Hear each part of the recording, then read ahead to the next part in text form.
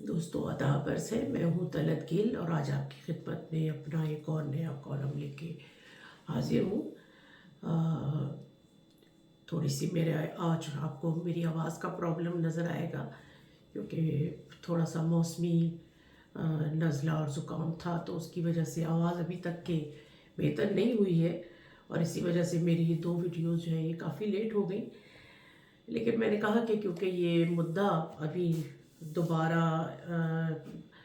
بہت سے مدعے ہیں جو کہ بلوچستان کے حوالے سے ہیں جو آتے رہتے ہیں، لیکن یہ جو حالیہ جو بارکھان کے اندر ہوا ہے، میں نے سوچا کہ اس کے اوپر ضرور بات کی جائے بلوچستان کے مسائل کے حوالے سے، تو میری آواز کی خرابی کو درگزر کیجیے گا۔ اور اس سے پہلے میں اپنا آرٹیکل شروع کروں، آپ سے گزارش ہے میرا channel power voice of London ضرور سبسکرائب کریں، اس پہ جو بیل کا آئیکن ہے اسے ضرور پریس کریں، اور تاکہ آپ کو میری ہر آنے والی ویڈیو ٹائم پر موصول ہو سکے۔ ایک شعر کے ساتھ میں اپنا یہ آرٹیکل شروع کرنا چاہوں گی کہ قاتل چھپتے تھے کبھی سنگ کی دیوار کے بیچ، قاتل چھپتے تھے کبھی سنگ کی دیوار کے بیچ، اب تو کھلنے لگے ہیں مقتل بھرے بازار کے بیچ۔ محسن نقوی نے نہ جانے کس وقت اور کن حالات میں اپنے ان دردناک خیالات کو شعری شکل دی تھی، مگر آج کا پاکستان ایسے ہی کسی مقتل گاہ کی تصویر پیش کرتا ہے۔ ہم بھلے جتنی بھی توجیحات اور تشریحات دیں، پاکستان اب قطعاً انسانوں کے رہنے کی ریاست نہیں بلکہ ایک جبری بیگار کیمپ بن چکا ہے۔ گزشتہ ہفتے بلوچستان میں کولو کے ایک گاؤں بارکھان میں ایک اندوناک واقعہ پیش آیا۔ کسی بھی ذی شعور اور ذی ہوش انسان کے لیے اس طرح کے واقعات کا بلوچستان میں ہونا کوئی نئی بات نہیں، اور میں کیونکہ بلوچستان میں میرا کافی بچپن گزرا ہے، اور میں اس طرح کے اور بھی بہت سارے واقعات بلوچستان میں نے خود اپنی نظروں کے سامنے میں ان کی گواہ بھی ہوں، اور وہ اس لیے کہ بھلے میں اس وقت اتنی نہ میں لکھتی تھی اور نہ اس وقت میرے ایسے خیالات تھے، لیکن جب میں بعد میں اب جب ایک عمر کے بڑھنے کے ساتھ ساتھ جب عقل اور سمجھ آئی، اس وقت پھر مجھے احساس ہوا کہ وہاں پر کس طرح ایک جبری زندگی وہاں کے لوگ گزارنے پر مجبور ہیں، صرف خواتین ہی نہیں بلکہ مرد اور بچے بھی۔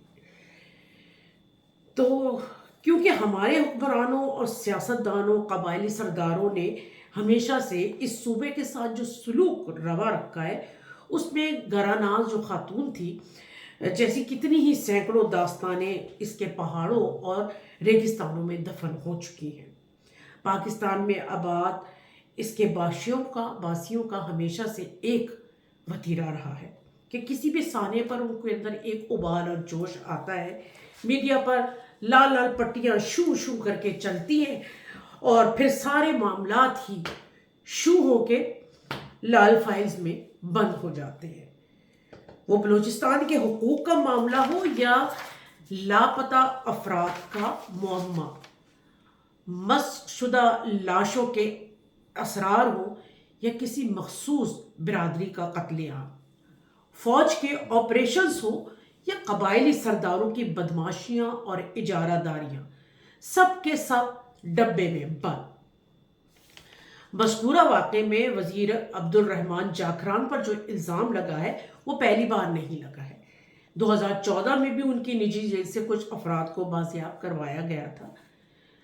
دراصل بلوچستان ہو یا سندھ، پنجاب ہو یا کے پی کے، پاکستان کا ہر وہ علاقہ جو جاگیرداروں، وڈیروں یا قبائلی سرداروں کے زیر اثر ہے، وہاں انسانی استحصال بالکل روزمرہ کے کسی بات ہے۔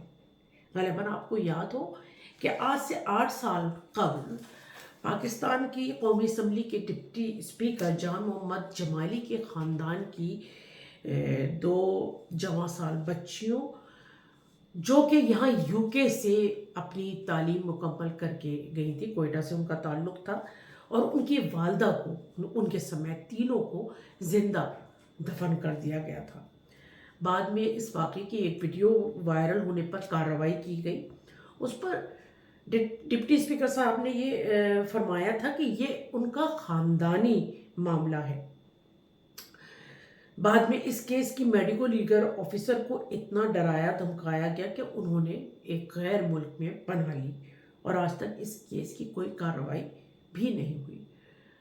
آنر کلنگ کے نام سے میں نے اس کے اوپر ایک افسانہ بھی لکھا ہے، جو کہ آپ میرے چینل کے اوپر جا کے دیکھ سکتے ہیں۔ مزے کی بات یہ ہے کہ اس سانحے کے ملزمان آج تک آزاد پھر رہے ہیں، اور ایسے ہی نہ جانے معذرت قبول کیجیے گا، اور ایسے ہی نہ جانے کتنے کیسز معمہ بنے ڈبوں میں بند ہو گئے۔ دراصل بلوچستان کا جو اصل مسئلہ ہے وہ احساس محرومی کا ہے۔ یہ وہی مسئلہ ہے جیسا مشرقی پاکستان کا تھا، اور اگر بلوچستان کو بھی اگر اس کا جائز حق اور مقام نہیں دیا گیا تو پاکستان کو اپنا یہ حصہ بھی کھونا پڑ سکتا ہے۔ اسی لیے یہی وجہ ہے کہ یہاں سے جنم لینے والی علیحدگی کی تحریک کو ہمیشہ کچلا گیا، اور پھر بلوچوں کی گمشدگیوں کے واقعات ہوئے، اور آج تک اس معاملے کو سلجھانے اور حل کرنے کی کوئی بات نہیں ہوتی۔ آج تک ہزاروں افراد لاپتہ ہیں۔ سیاسی کارکنوں کی گمشدگیوں پر متعدد بار مظاہرے ہوئے، مگر آج تک کوئی نتیجہ خیز بات نہیں ہوئی۔ دراصل ہمارے معاشرے کی جو اکثریت کی جو نفسیات ہے وہ زمینداروں، جاگیرداروں اور قبائلی سرداروں کی ہے، جس میں وہ اپنے سے کمتر سے کام کرواتے چلے آئے ہیں، اور اس وجہ سے دھونس، رعب، تشدد ان کی مجموعی نفسیات کا حصہ بن چکی ہے۔ بلکہ ان کی دیکھا دیکھی ان کی رعیت بھی اسی نقش قدم پر چل پڑی ہے۔ مطلب ہمارا جو عام آدمی لے مین ہے وہ بھی اسی طرح سے اپنے سے کمتر کے اوپر رعب جھاڑتا ہے۔ ان لوگوں کے ہاں گفتگو یا مکالمہ جو ہے وہ نہیں ہوتا، بلکہ حکم اور جبر ان کا معمول ہوتا ہے۔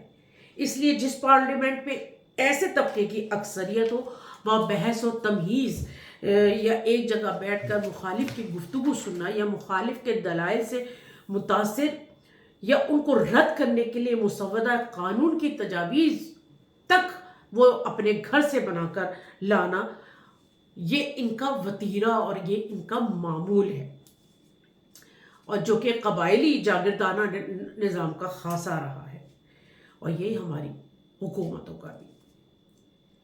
بلوچستان کے قبائلی سرداروں کے اس طرز عمل سے بلوچستان کے عوام مزید پستی کی طرف گئے، کیونکہ ان سرداروں نے ہمیشہ اپنے مفاد اور حاکمیت کو ملوث خاطر رکھا۔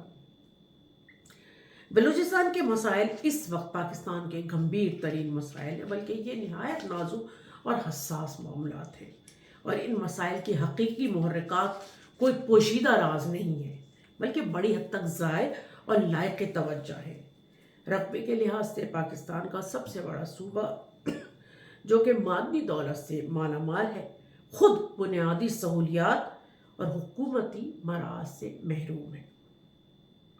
پورے پاکستان کو قدرتی گیس فراہم کرنے والا صوبہ اپنے ہی اس صوبے کے اپنے ہی لوگ اس بنیادی سہولت اور ضرورت سے فائدہ اٹھانے سے محروم ہیں۔ پاکستان بننے کے بعد سے آج تک یہ صوبہ محرومی اور بدقسمتیوں کا شکار رہا ہے۔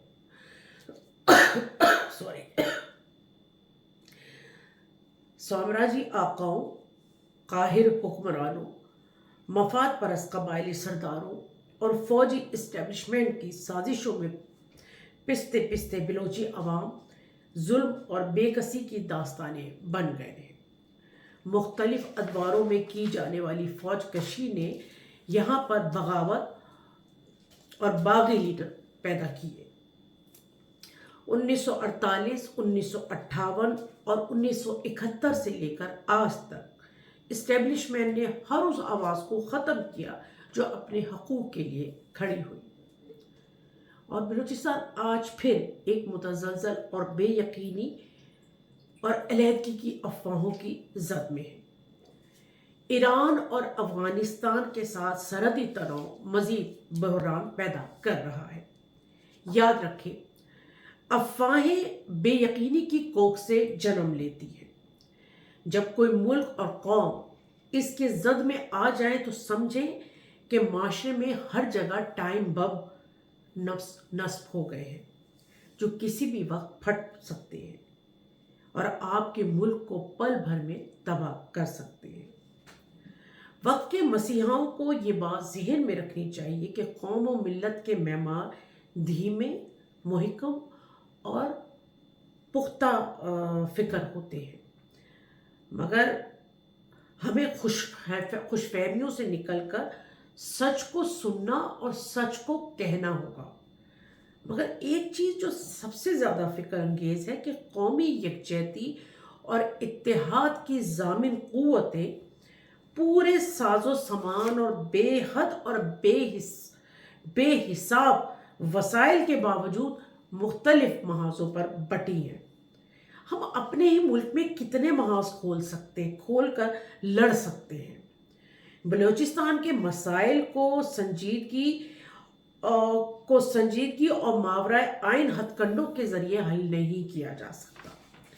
ہمیں ذاتی مفادات، نجی تحفظات، صوبائی تعصبات اور قوم پرستانہ شبہات کو پس پشت ڈال کر سب سے پہلے اپنے ملک کو اہمیت دینی ہے، بلکہ نہ صرف اہمیت دینی ہے بلکہ اس کو ایک عملی شکل بھی دینی ہے۔ آج ایک ایسے عمرانی معاہدے کی ضرورت ہے جس میں ہر فریق اپنی آئینی حدود میں رہ کر کام کرے۔ خدا کے لیے آپ اس عمرانی معاہدے کو عمران خان والا معاہدہ مت سمجھ لیجیے گا، کیونکہ عمرانی، میں نے یہ پولیٹیکل سائنس کی ایک میں نے ٹرم یوز کی ہے، تو خدا را اس کو والا عمرانی معاہدہ نہ سمجھ لیجیے گا، جس میں ہر فریق اپنے آئینی حدود میں رہ کر کام کرے، سیاستداں سیاست کرے، فوج بن کر رہے، ہر کسی صوبے کو اپنے پورے آئینی حقوق ملے، مرکز وفاق کا محافظ ہو اور صوبے وفاق کے علمبردار بن کر ابھرے۔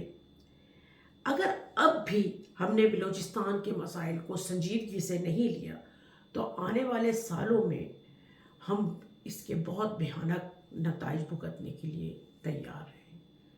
بہت شکریہ۔